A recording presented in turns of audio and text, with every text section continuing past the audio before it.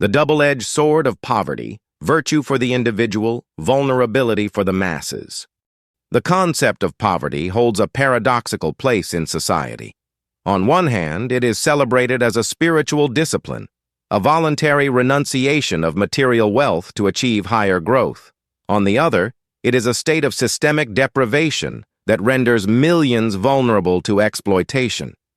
To understand this paradox, we must distinguish between the virtue of chosen simplicity and the injustice of imposed destitution.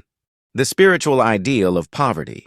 As a virtue, poverty is the conscious decision to detach from worldly possessions and status, which are seen as obstacles to spiritual or moral development. This tradition is exemplified by figures like Saint Francis of Assisi, or the story of the rich young man instructed to give his wealth to the poor. In this context, voluntary poverty is an act of liberation, fostering community by encouraging the sharing of resources according to need. It is a personal, ascetic practice aimed at inner freedom, the systemic reality of poverty. In stark contrast, systemic poverty is not a choice, but a circumstance into which people are born. This is where the liberal ideal of equality, that all are born equal with inalienable rights, confronts a harsh reality. While a powerful normative principle, this ideal often fails in practice.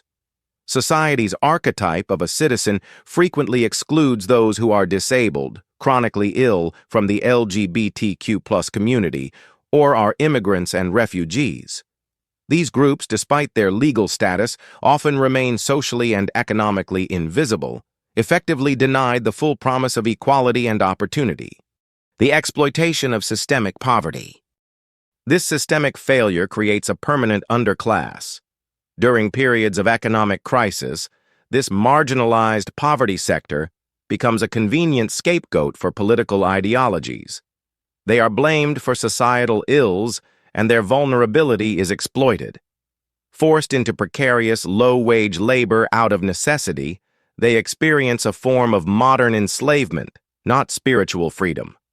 To suggest that this state of imposed deprivation could be a virtue is to justify their exploitation. The spiritual discipline of choosing simplicity has no relation to the injustice of having basic needs denied. Conclusion. Therefore, while voluntary poverty can be a valid path to spiritual growth for the individual, it is not a viable or just solution for societal inequality.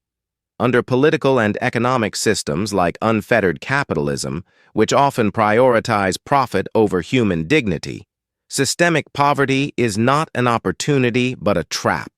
A just society should not romanticize destitution. Instead, it should work to eradicate systemic poverty, ensuring that the pursuit of spiritual or moral goals remains a genuine choice, not a consequence of exploitation and failed ideals.